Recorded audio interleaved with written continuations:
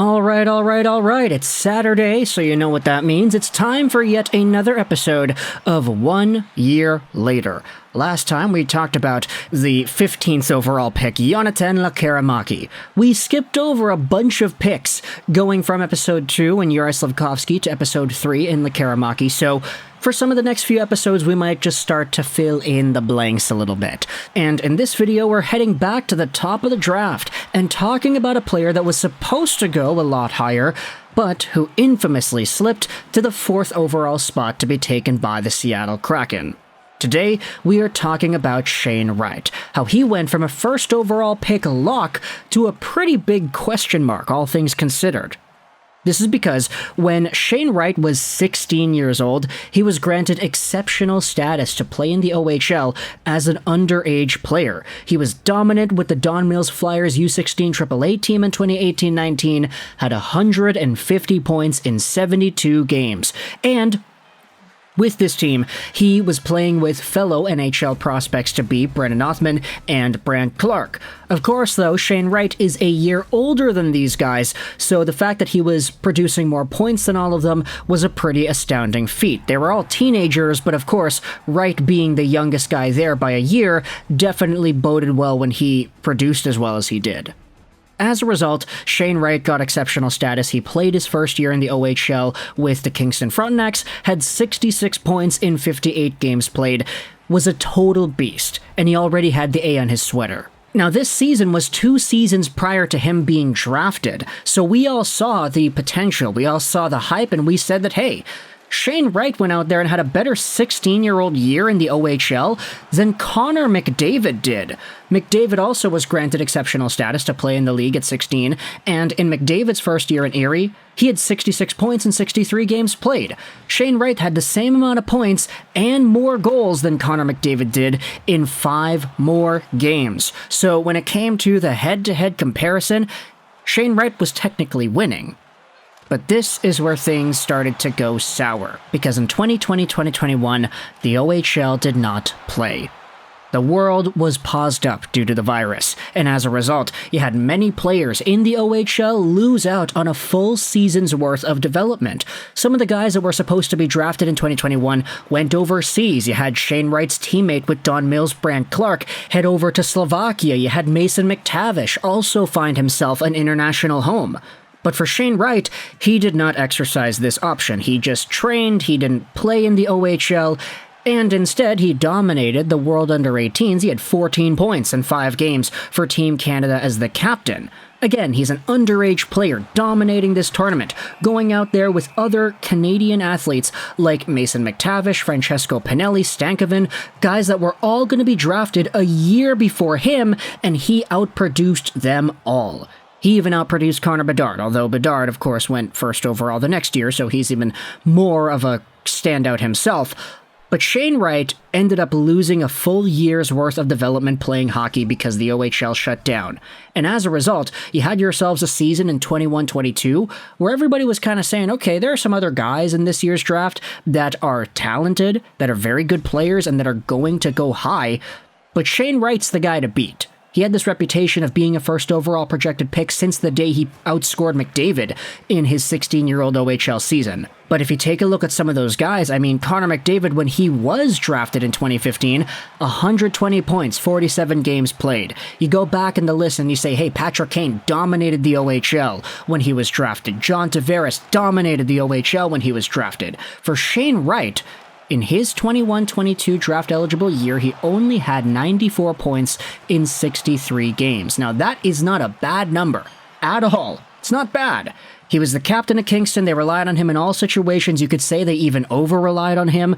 But he had a lot of points. It's just this point production number was not as good as some people were expecting him to be able to produce. This is how high the expectations were for Wright. If he had anything underneath 100 points, some people would have said that was a disappointment, and quite frankly, that reputation carried over as Wright proceeded throughout his draft-eligible season. All these other OHL exceptional status guys to go 1st overall in the NHL draft had multiple 100-point years in the league. Shane Wright was not able to do that in 63 games played.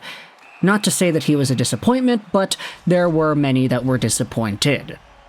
As a result, you had Shane Wright, who had this reputation of being a good first overall talent, projected to go first overall by literally every single list except for Bob McKenzie, who had Slafkovsky at first.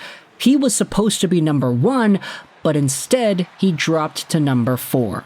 Now, we've made a bunch of videos as to why that was the case. The Canadiens wanted Slafkovsky over Wright, the Devils didn't need Wright because they had Hischier and Hughes, and the Arizona Coyotes spent so much time and resources scouting Logan Cooley that they didn't feel comfortable taking Wright ahead of him. For Wright, though, he got taken by the Seattle Kraken 4th overall, started the year out with the team, but then went through the most awkward development phase that we had all seen for any top prospect in recent memory. He had 8 games played with the Seattle Kraken, 8 games played with the Coachella Valley Firebirds, 20 games played with the Windsor Spitfires, and played for Team Canada at the World Juniors. He suited up everywhere, bouncing from team to team to team in a very methodical and strategically planned path that the Kraken set out for him. He was not able to go to the AHL right away. He had to sit a certain amount of NHL games before he was allowed to play in Coachella Valley, where admittedly he was pretty good. 6 points, 8 games played. He had 9 points in 24 games played in the playoffs in the AHL after the season concluded.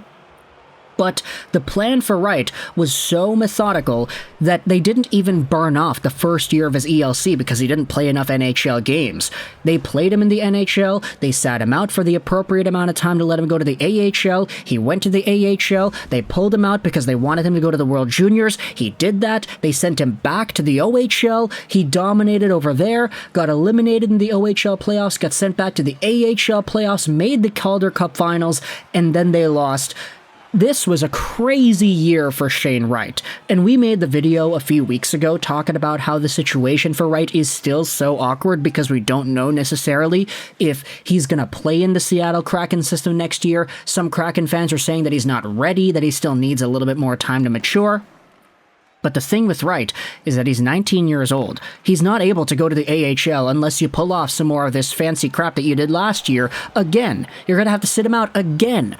Is he ready to make that jump? Who really knows? One thing's for sure, though, Shane Wright still is an effective hockey player. We know that he has the talent to proceed with his career. He's a very smart, very cerebral type of player. He doesn't move too much in the offensive zone when he doesn't need to, but when he sees an open pocket of space, he'll exploit that like it's nobody's business. He's got a wonderful wrist shot, very good power, very good shot dynamics.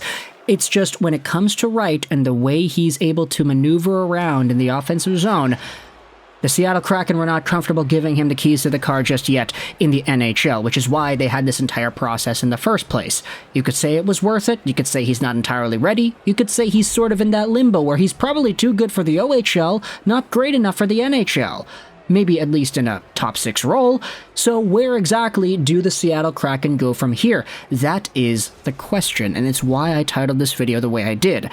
This was a first overall lock, who eventually slipped to 4, and who is now one of the biggest question marks in the NHL. If it were up to me, I'd try to give Shane Wright more of a top 6 role, just see what it's like. I know the NHL is the NHL, and your objective is to win. You're not necessarily playing NHL games to develop prospects.